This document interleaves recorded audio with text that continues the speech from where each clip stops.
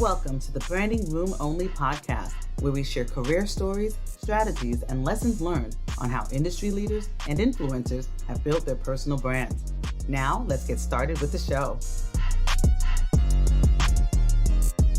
Hi, everyone. I'm Paula Edgar, the host of Branding Room Only, where I bring you industry leaders and influencers to talk about how they're using their skills, talents, and experiences to create and amplify their personal brands.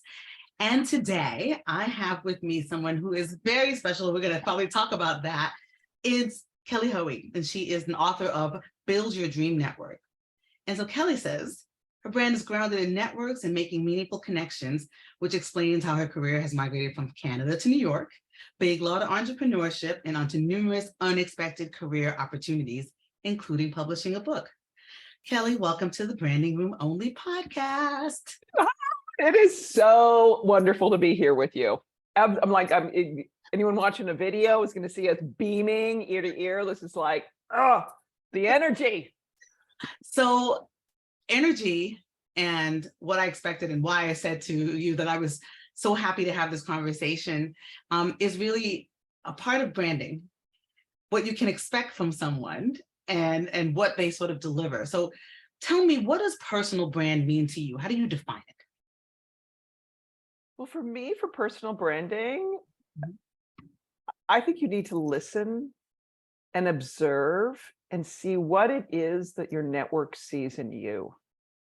Because, you hate the expression, putting lipstick on a pig kind of thing, but people can think, all right, I've changed the colors on my website, I've done this, I bought the right suit, but how we behave and engage, there's stuff we control, but how other people react to it is there's where the rubber hits the road with your personal brand. So for me, when I think about personal branding, I think about how do your everyday interactions, how are all those micro networking actions formulating a picture of who you are, and is it the picture you want it to be? Mm-hmm. And I think of that really, there's a maker's video of Carla Harris, and she talks about having to change the perception, aka her personal brand, so she was tougher. And it is classic and it is amazing. And what does your network see? You may think you're one thing, you may think you're portraying something else, but listen to your network. What is it they see in you? Ooh, Carla Harris. So when I do presentations on branding, I use a quote that basically where she says that, everything that happens in terms of your career trajectory happens when you're not in the room. And so you need to make sure that people are talking about you in a way in which it aligns with what you want to be said about you. So I love that you brought up Carla Harris, because she's one of my faves. Awesome. She is so amazing. Yeah, the people didn't think she was tough enough. She got the feedback that she wasn't tough enough. So she said, okay, how do I change this perception? So when people would come to her to give feedback on decks and things, or they say, oh, so-and-so wants to make an appointment with you to give feedback on something, she's like, well, tell me about this person, because my feedback's tough. So she started dripping in this language. So it got to the point that people were like, we got to have our act together because, Carla, she's tough. So you may think you're tough, but if they think you're a marshmallow, you got to change that perception. Which is a really good sort of segue into the words you use about yourself. And the things you say about yourself are important in terms of setting and aligning what your personal brand is. And so to that end, Kelly, what's your elevator pitch? So I've got lots of thoughts on elevator pitches. Tell me. But at the moment, and then, one of the things, you say, hey, what's the elevator pitch, or what's your, what do you as a personal brand you're sharing with people? I'm like, I always say to people, how you're networking your ambitions to the world. Because are you your personal brand, what are you networking? Is it networking? Are you putting out to the world the personal brand that you want to be found for? Because you and I know lots of people have they do multiple things, right? And you're like, well, what do you want? Do you want people to send you legal work or photography, or what is the thing, right? So when you think about your personal brand, what's the, bullseye? What's the Mount Everest? What's the North Star that, that you want? So I'm in another one of these phases, Paula, that, my life is I'm kind of walking down that curvy path of career transformation, reinvention again. And there's pieces I'm pulling together from, yes, I'm looking to author another book. Yes, I'm still doing public speaking. Did a coaching program last year and I got to get my coaching certification, but I'm like, and I'm doing a lot of facilitation and I'm like, not sure what this is yet. So, like, maybe my start of my elevator pitch is, I'm in, another phase of reinvention, but when I think about elevator pitches and how I really do start them off, I started off with like, what is it you really do? And what I really do is help other people succeed. Oh, I love that. And then someone says, well, how do you do that? Well, how I do that, I mean, when I think about my career, at one point I did that as a lawyer. I helped a lot of corporations succeed by taking, their companies public or doing M&A deals or all that kind of stuff. And then I was in professional development and I helped attorneys succeed. And then I built a women's initiative for a global law firm. So I helped their women succeed. So I sort of think of all the pieces and where is the thread between lawyer and author and all the multitude of crazy stuff in between, helping other people succeed. But when I think about elevator pitches, like what's the thing that starts a conversation? Because a lot of times we rehearse an elevator pitch and I look at it as, someone just kind of vomiting words on me, right? It kind of makes me want to go, okay, that's nice. Anyway, turn and talk to somebody else. So tell me what you do. Like you can have your 90 seconds, but have a pause, have some cadence, have something. So I want to say, tell me more. And I always think of a lawyer at a big firm. And I said, what's your elevator pitch? And she's like, I'm a partner at blah, blah, blah in the litigation group. And I do intellectual property. And I'm like, oh, like find me a sharp object to stab myself. So I finally said to her, what do you really do? She said to me, I opened new markets in the pharmaceutical industry. I said, say more, like, tell me more. Like, that's interesting. Yeah. She says, I'm a patent attorney and I find weak patents held by big pharma. And attack those weak patents so generic drugs can get on the market earlier.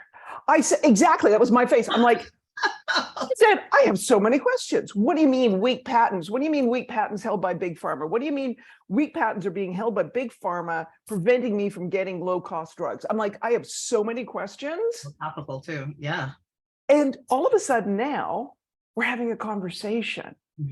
So even if she had this, hey, what's your elevator? Hey, what do you do? I open new markets, whatever. Whether she had her planned 90 seconds or 3 minutes, that cadence to allow somebody else to engage.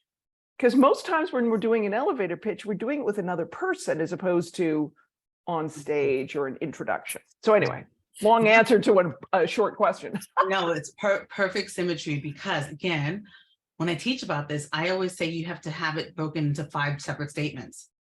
Because that way it makes it easier to weave into what you're saying as opposed to being ready to read your soliloquy. Like, when I was a young child, this thing happened to me. Right. It is relationship wise, people are going to want to jump in and out. Like it's a double dutch of conversation that we do. And so that was, perfectly said in terms of having that pause and having that cadence. And I'm a big believer in the elevator pitch is a part of the way people talk about this in the industry, but the way it works in real life when it's interesting is that people are going to jump in and jump out of it. And so I love that. But you said something that I gotta go back to because I love a mic droppable moment. You said you got to network your ambition. And I was like, I'm gonna put that on a t-shirt. And that is so it in a nutshell, because it's really talking about like the mission. Like, what am I here for? What am I doing this for? And what do I want to get out of it? And again, it's not transactional, right? It's like, it gives you a North Star, like you were saying, like it gives you something to work toward. And I love that. So I didn't want the listener to let that go by without stopping and being like, did you hear what she just said? We are definitely tweeting that. Okay, so thank you for that. So to that end, when I talk to people about their brands, I also say to them, tell me how you describe yourself. in 3 words or short phrases. And I want to hear what you say, what your thoughts are about that. Ooh, 3 words or short phrases. I think I had sort of began to think about this, and then I'm like, what was I thinking about? I mean, when I think about myself right now, I'm a Canadian in New York. Now I'm, I love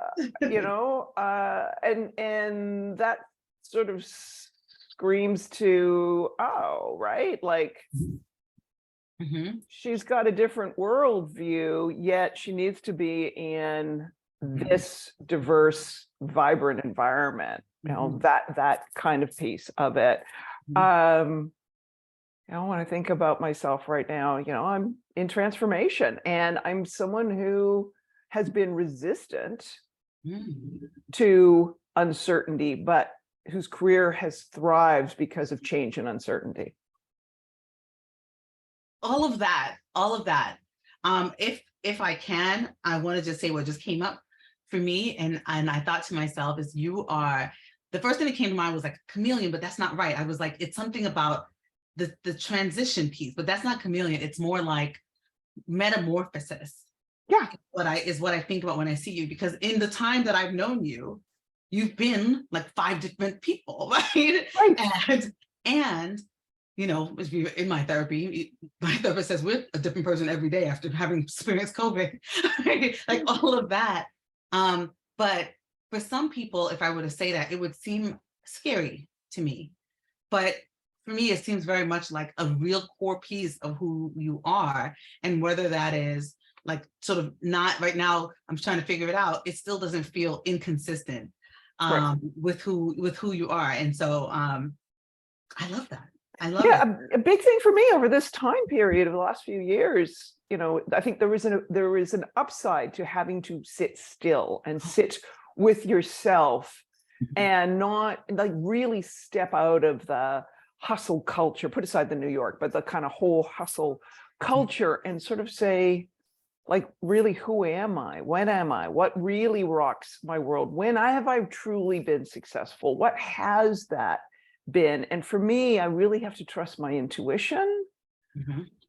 If I use a word to describe myself, like doing, like I just doing things reveals to me what I should be doing. So if anyone's like, okay, you live in New York, I live in New York. Okay, the original design of Central Park, there was no straight lines because the paths were you're supposed to always be like, what's around the corner, right?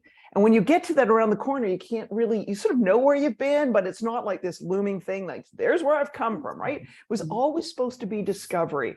And I need to remind myself, because when I am in that state of engaging, of sharing what I'm capable of, showing what I can do, being, expressing what I'm passionate about, and just moving, that's when opportunities reveal themselves, as opposed to me having like the action plan. That analogy about, or the fact about Central Park was interesting to me because I am a Brooklyn girl. I like to stay in my borough unless I'm flying out. Right? Yeah. But each time I think about being in Central Park, I think about it as being lost. But what you just gave to me was this is number one, intentional, that you're not supposed to kind of feel like you're in it. Because I'm always like, where the heck am I? I just passed 6 different, trees, and I know that there's a fountain, but I'm not sure where I am. And that actually makes me feel, even as a New Yorker, because I always feel like I'm like cheating and not knowing what I'm supposed to be doing there. I feel a little bit calmer in it. Right? Yeah, right. Oh, and also look at some of the old light stanchions. They do have, a lot of them do have a little plaque on it that will give you what the cross street is. So it'll say 60 or it'll say 73. And then you're like, oh, if I go on a straight line, I will be at 73rd Street on the east or west. But it is intentionally designed for that kind of wonder and discovery and like, what's around the corner. Yes, this reflection. Anyway. No, yeah, I mean, I have a lot of skills. I would say that I can do a lot of things. One of them is not read a map. One of them is not have directions. So, but that is good to know, because just in case. Okay, so I'm thinking about that and what you said about taking a pause.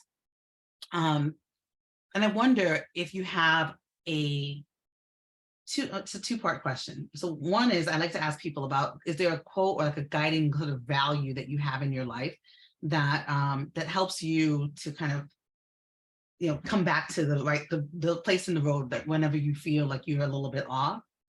I'll start with that and then I'll ask you the second question. So is there something that comes to mind? Oh, I mean, when I think quotes, for me, Oscar Wilde always comes to mind, like be yourself because everyone else is taken. Speaking of personal brand. Yeah, you know what? Because we can get so whipsawed in our hyper-connected, social media influenced world. We can get so tramped down in our truth because of somebody else's frustrations and ambitions and goals, what they wanted, and therefore they foist their frustrations, and so you get a lot of you shoulds and all the rest of that kind of stuff. And so I come back to Oscar Wilde. I love that. And I also think about the fact that comparison, right, when you have your own path and other people's have it, is never a good thing, right? It's just never something that you should do. And I often find when I talk to people, they will think about their brand in a sort of diminutive, like, oh, it's not as good, because they are comparing themselves to someone else. And I'm like, let's just stick to you and what your value proposition is, how you come to the table and what you want to shine with versus whoever else there is over there, right? Like that's right. Important, but it's never as important as who to your point when you started off, what's your ambition that you're networking towards? I love that so much. Okay, so we got your quote. Then I always think, if you're like going into a room, or if you are sad and you want to pick yourself up, and it's a two-part because sometimes the song is different. So I love this theme of this way of saying you have a hype song. So I have a hype song whenever I'm going to speak. I play a song beforehand. Everybody, in case you want to know, it's Prince, Baby I'm a Star. But I also have songs that I play if I want to pick myself up, even if I'm not going to speak. And it's also Prince, Baby I'm a Star, but I have a whole soundtrack for that one. So do you have a song that kind of gets you into that space, whether it's going into a room or just need to pick yourself up? So it was so funny. I had to go, because my obviously music and stuff changes. So I thought, let's go look at what song I play a lot of. So let's go to, Apple Music, most played kind of stuff. And I'm like, well, that doesn't surprise me. So it's the song Rock With You, but it's the Brandy Heavy D version on a Quincy Jones compilation. And it just, it's so good. It is. I know that compilation because I used to play it all the time, and I have not thought about that. Just that whole album in such a long time. So now I got to pull it up. Now I'm gonna link it for the readers so that you'll make sure that you have it. Oh, I can't wait. And you would not know this, but Heavy D, one of my faves, and because he was Jamaican and I'm half Jamaican, and I was like, oh my gosh, he's Jamaican. When I was growing up, I'd be like, he can be a celebrity and he's Jamaican. Small things. I'm so glad you brought that up. Okay. Great. Okay, so now let's jump into some more. So I know that you're an author, and I want you to talk to me about that as a platform and how you have built your personal brand, and specifically with the book, but other networks that you have used to build your brand. So what's interesting about the book is, I had to listen to my network to tell me, A, this is my expertise, and B, that I should be writing a book.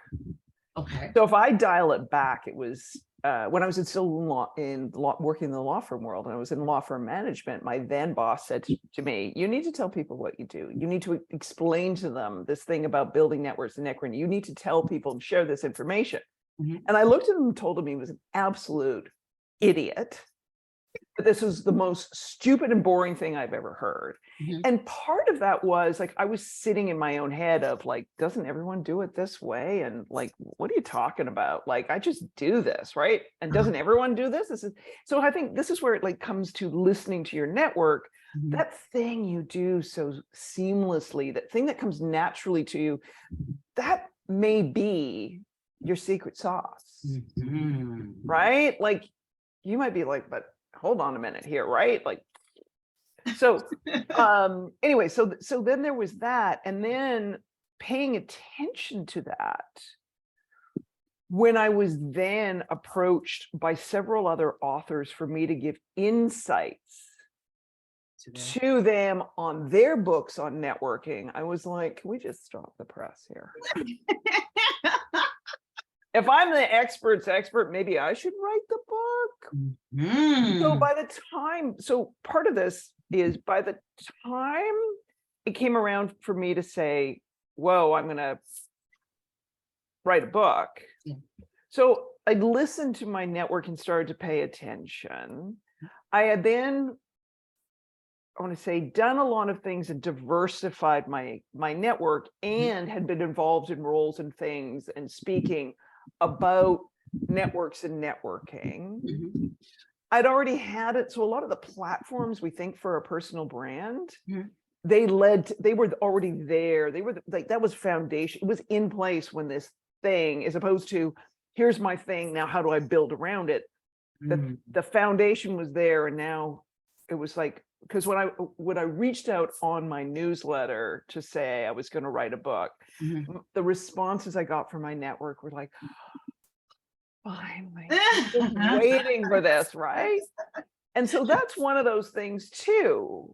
So sometimes you finally decide to switch gears, but I would say to people, bring your network on your journey. I love that. And then you're refining, you're getting the evangelist, you're getting all the stuff, as opposed to kind of showing up as a fully formed human being and complete and saying, hey, did anyone notice? I mean, that kind of awe and amazement that works well for haute couture fashion shows, like surprise and delight us. But the rest of us, it's like, bring people on this journey, get their feedback so that your brand is really having the impact you want it to have. And what you're talking about is like an authentic process, right? It's something where that if you're saying, I don't have it in perfection, but I'm letting you know that it's on its way and this is my goal, this is what I want, and I want you to be involved. That authenticity and that vulnerability and saying, like, well, let's figure this out, right? It draws people closer to you. And those are also key pieces in having a brand that is memorable, right? Well, and when you're really scared, right? When you're uncertain, like, I remember when I decided to write a book, Paula, there was a very quiet little voice when I wanted to tell people. Because I had never imagined, I know a lot of people imagine writing books. I never imagined writing a book. Going back to that Canadian in New York thing, I grew up reading, Margaret Atwood. Like, okay, reading Margaret Atwood since one was like 12 years old. So, you say that about my formative years. That is, when I think of writing, I think of like Margaret Atwood. Like, I can't do that. How could I ever, like, that's like, oh, whatever. I couldn't see myself doing that. Therefore, I shut that off. So when that finally had this burning desire to do this thing and not feeling confident in it, and saying it in that quiet voice, having this network who could see the possibility in me, who saw that, oh, no, Kelly, let's pull off those fears and veneers that had been established by someone else. No, your brand is doing this kind of stuff. Your brand is sharing this information. This does align with your brand of helping others succeed. Please do this. That gave me the confidence to pursue it. So what I love about that is sometimes talking about branding, the dovetail goes into either talking about imposter syndrome or feeling that imposter piece, and also the ability to self-promote and have self-advocacy. And so what you just said is that other people can help you get there, right? It doesn't have to be only self-generated. And a lot of times people will think about this as like, if I don't do it and I don't pull myself from my bootstraps, and even though I have my own boots, whatever, then it's not what it needs to be. And we should be tapping into our networks for support too. Because that hero's journey of going it along, let's just call it what it is. It is BS, right? All of us have support. We all pop out of somebody's womb. We all have you know what I mean? None of us just lands on this planet fully formed and able to achieve something, right? When someone says, oh, well, I built this, what? You had no employees? Right. No one gave you feedback? No one bought your product? No one, we all get to succeed with the help of other people. So the more your brand is about helping people get where they go so you can get where you go, the stronger your brand is going to be. Love it so much. I love it so much. So let me go off of, so tell me about this then. Who are some of the people who served as mentors and sort of those key stakeholders for you? What was that support system like for you? Anybody come to mind that you're like, oh my gosh. I mean, I've had some incredible mentors. I'm going to say, I've had incredible people who were incredible mentors who were horrible people who taught amazing lessons. You know, and I say that I think of one law firm partner I worked for, truly ultimately a horrible human being, but his attitude when he was as this very senior, powerful partner, his attitude towards the people who worked with him was, I train my assassins. He wanted everyone around him to be better, stronger, more successful than him. He was like, he created more power by taking that attitude because we were so beholden to him. Like, you know, he gave us, as a junior person, gave us enough rope to hang ourselves, but never allowed, you know, we never could hang ourselves kind of thing. And we got so much responsibility and such incredible learning that you put up with a lot of really egregious behavior because the rest of it was amazing. And this is what helped this person be successful. I thought of another, you know, mentor around the same time period who every year would have dinner with some of the female associates. Now that can, in the Me Too era, sound, woo, this isn't appropriate. But this guy wanted to know how things were going. And I want to say the libations flowed, not because he was trying to do anything, but he wanted the truth. You know, and sometimes a little alcohol is a really good truth serum. In vino veritas. And we would have these dinners and it was like cone of silence. And we would tell what was going on. And the next day or the next couple of days, all of a sudden, all that friction and rift. So I think about when I've been asked by particularly men, how can they support women? I said, go in there and tell the person, your peer who is being a problem, tell them to get it right. Don't tell the woman what to do. Don't tell us that we should go in there and be tough and do that. No. Make your brand as the mentor, as the ally. Make your brand the one who goes in and calls BS on the behavior of your peers. Anyway, this is what this guy did. And it was amazing. All of a sudden it's like, oh, gee, all that problem I had with that partner. Oh, that closing dinner I didn't get invited to. Oh, all of a sudden I've got the prime seat. Like the things he did and used his power was just like, That's such a great example, right? Because you're talking about like impact and so much of what we hear, particularly about, you know, law firms and a lot of other layered industry folks, is that it's a lot of talk and not a lot of action, right? And so if you're going to ask and say what it is that's going on, and then you don't do anything with it, then the trust is eroded, right? Like, so there's a brand building in being an impactful, inclusive leader by hearing, and then also acting, like, right? It's not just the listening. So many people are like, oh, my intent is great. I'm like, great, but your impact sucks. Right. Or their action is telling someone else what to do rather than saying, what is it within my, like, let me understand the power dynamic. What is within my power? So then when I really think about it, and I think about today, you know, like people who guide and mentor me, they come in all shapes and sizes, all sorts of, like, people I can learn from and engage with. There's a Cassidy Williams, a young woman who is a developer who's based out in software developer who's based out in Chicago. And she's like, my mentor, Kelly. And I'm like, yo, let's just stop there. Who's mentoring who here? You know? But that's the great thing about being in a relationship with people, right? Is that it's not supposed to be one-sided. Not if you do it right, right? Right. It's supposed to be what are we learning from each other? And sometimes that's just in how to interact with me better. I'm a big believer in asking my mentees, did you get that? Like, is there another way that I could say this that will make it easier? Because I want feedback as well, so I can do this better going forward. And so Right. I Yeah. love that. So tell me this. You have done a lot and sort of made a lot of pivots and shifts. Number one, is there one pivot that was like your favorite? Like the one that you're like, oh, up till now, because obviously we're going to do more and it'll be like whatever the next thing is, but is there one that shifted you so, or that gave you agent, whatever it is that was the most impactful for you? You know what? I think it's when I left the law firm world Mhm, mhm, and went and became the first president of Global Business Network for Women.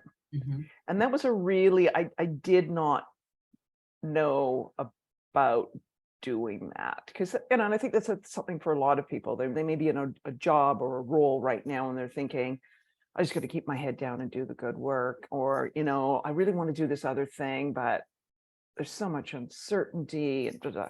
mhm, And so there I was, big law firm, working in a management role, nice paycheck, all the benefits, mhm. whatever. And here I was offered a role to be the first president of a global business network for women.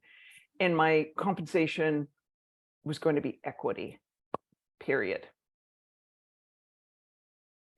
Ooh, And I didn't know what to do. And I talked to a friend who was a partner at the firm I was at. mhm. And she said to me, well, what's the worst that can happen if you take this role? And of course, being a woman, I'm like, oh, I'm going to be living under a bridge somewhere in a side, Paula, that I was married at the time. And like, my husband could foot all the bills and like all that kind of stuff. But I'm like, oh, I'm going to be living in a cardboard box. And, Oh, like no. we go to such a weird place, right? Like Mhm. that brain loves to go to weird places. Yes. And I'm looking at her like, what's the worst can happen? I'm like, where do you want to start? Mhm. And she says to me, the worst that can happen, you come back here and get your old job back. And it was like the lightning bolt Mm. of, I have a network in this area. I have a reputation. I have a personal brand in management.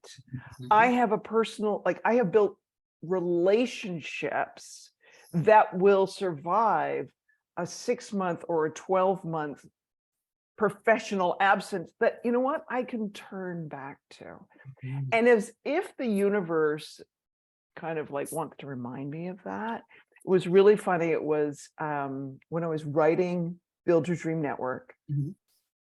and I got an email from a headhunter looking to fill a professional development manager role. And I'm like, thank you, universe. Like 4 years, like it was like sort of 3 years later kind Yeah. of thing. Like, you're just wanting to give me that little nudge. And I'm like, all right, I still have a brand here. I still have experience. Yeah. So when I think about, a pivotal career change and in something that I'm so glad you asked that question. Mhm. It was really like build your network, Mhm. and keep doing that. And build your expertise so that you're known for something and your network knows what to know you for. And let that be, your kind of plan B, like your reputation, your relationships. That's your plan B if what you're going for falls apart. I mean, it's like plan A, B, and C, right? It's just how you exercise it, no matter, right? So no matter what, and that's Right. great. Yeah. One of the best pieces of advice, a mentor and friend gave to me when I was writing my book. He said, what are you working on? I said, I'm writing this book. There's no plan B. And he Mhm. said to me, there shouldn't be a plan B. And this guy's a startup investor. He Uh-huh. said, there shouldn't be a plan B, because if you're thinking about plan B, you're not executing plan A. Wow. I know, right? Wow. So that's why I think about your plan B. is like your history of relationships, Right, your right. history of, are you consistent? Can people rely on you? Are you Mhm. there for other people? Have you delivered in the past? That's your plan B, Wow. right? As opposed to being scattered on, well, if this doesn't work, I'll do this and da da da. What does that say about you? Right. And so Wow. I No, know. it's, I mean, it really is. I have a thing, a magnet on my refrigerator that says something to the effect of that you can believe in yourself. Like, like you are the person that you can believe in. And I always think about this whenever I talk to anybody or think about my own pivots. It's that as long as it's you, right? Right? That plan A, that plan B, whatever it is, that you're going to be the one that's going to identify how you're going to put your effort into it or not. And you're going to be the one that's going to be able to access the networks that you have built and invested in and all of those things. And that's powerful. That's so powerful. When you were saying that, I thought to myself, is there a piece of advice that people ask you about the most from the book that you're like, yeah, everybody needs to know this, or anything that you think like one game changer that, because everybody's obviously going to go buy the book, but is there something that you feel like you need to know this, like this is important? And I have a feeling I know what it is because I've read the book, but let me see. Oh, no, I want to hear. Of course, after I give my answer, I want to hear Yeah, your answer. okay, good. No. As soon as you started saying it, and I'm going to, this will be me coming on through. I'm often asked, like, what's the hack? Uh-huh. What's the networking hack? Like, what's the trick to networking? And I look at people and I say, don't be a jerk. Right. And so, Mhm. I mean, you can't hack human relationships. Right. If your personal brand is hacking human relationships, and everyone's going to be like, talk to the hand, or you're going to get radio silence when you send out emails, or you're going to post something and no one, like the little boy who cried wolf, no one is going to be there for you because you haven't valued other human beings. And so how do you show up every day? That matters more than how you show up once. So do not hack those relationships. So that's there's my one piece of it. If it's one piece of advice, just don't be a jerk. Don't be a jerk. I love it. So so I love that because it's good sound advice. Right, across everything, it's just good advice. But it's about not following up. Oh yeah. Well, that to me, like if there's like as a thing to do, like if one, like you're like, Kelly, I'm not a jerk, and I'm really considerate, but I'm like, here's the one thing. Yeah. I think the single biggest mistake, people who are really trying to forge meaningful connections, where they sometimes go wrong, is they don't follow up. And it's not the thank you. It's the, hey, I took your, 3 months later, I took your advice. Yep. Or it's the, by the way, you made that introduction. Here's what happened. It's supposed to just say, well, I did follow up. I thanked them for the introduction. Yeah, but did you tell them what happened? Like little things like that. When you leave people wondering, and hanging around, like, okay, did that person call you? Did you get the interview? What happened with the job? Right. Because Right. taking your time or your energy or your sphere of influence requires something of you. And so you at least want to know that investment.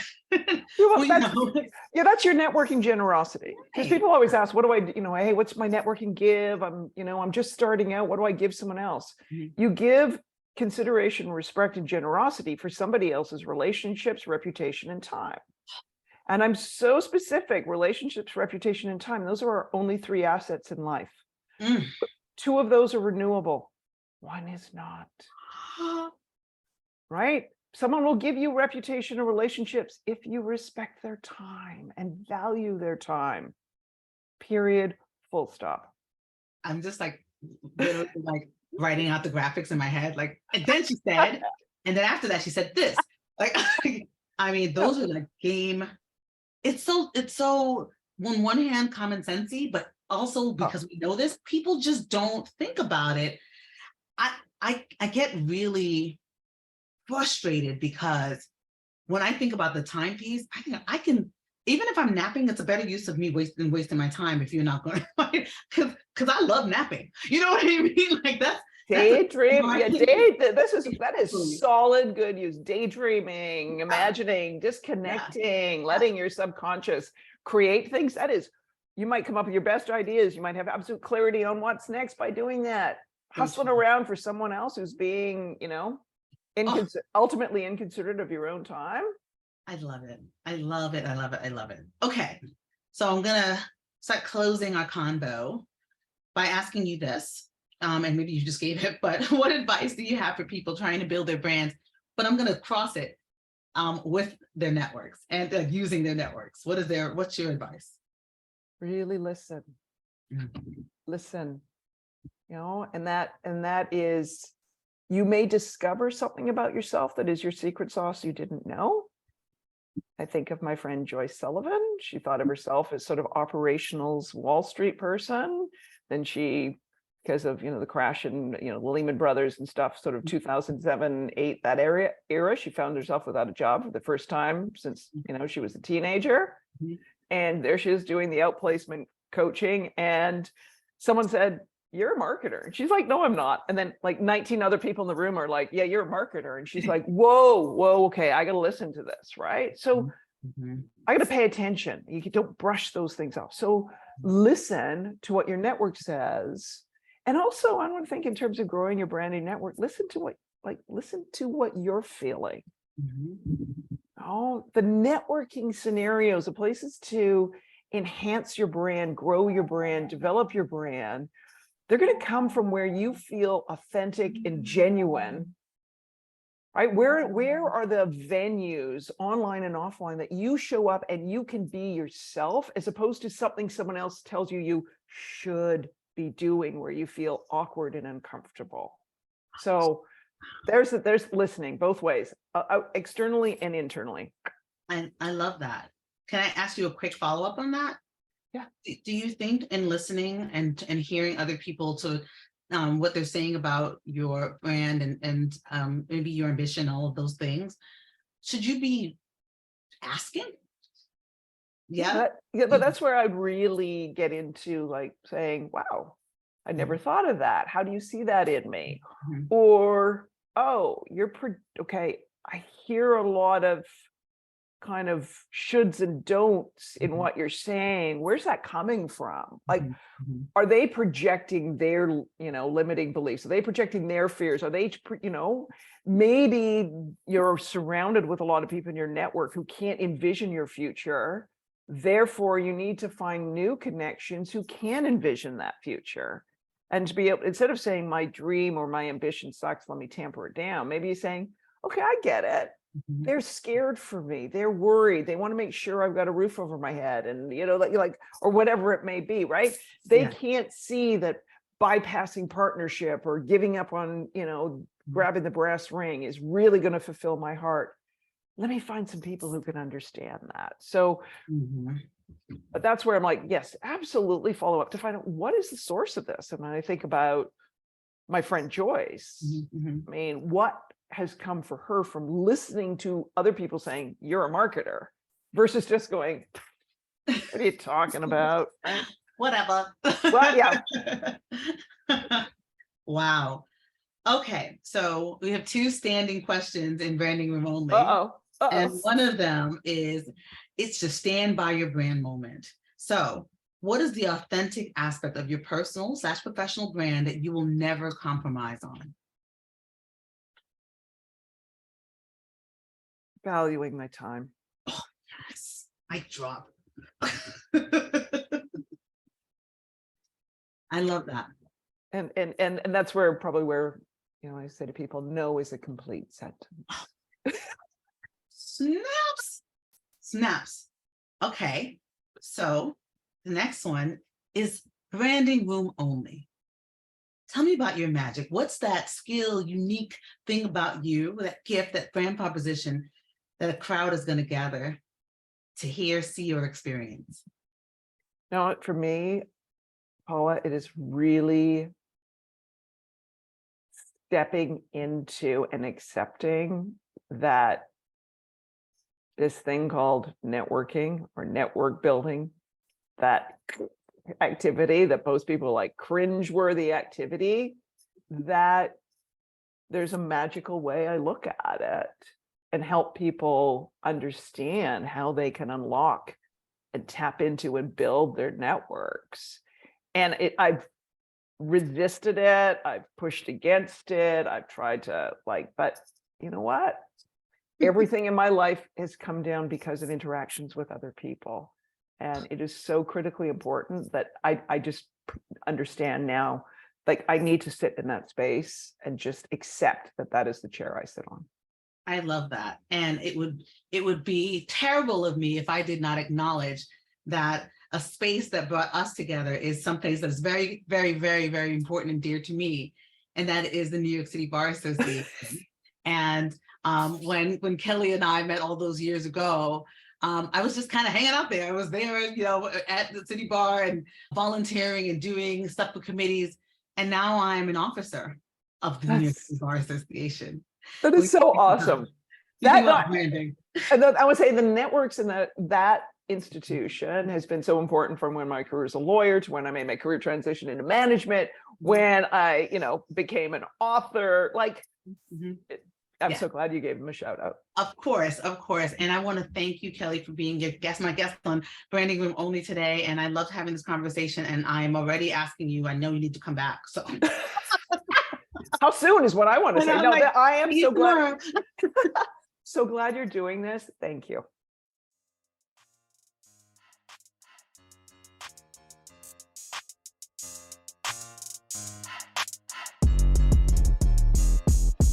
Thanks for listening to the Branding Room Only podcast.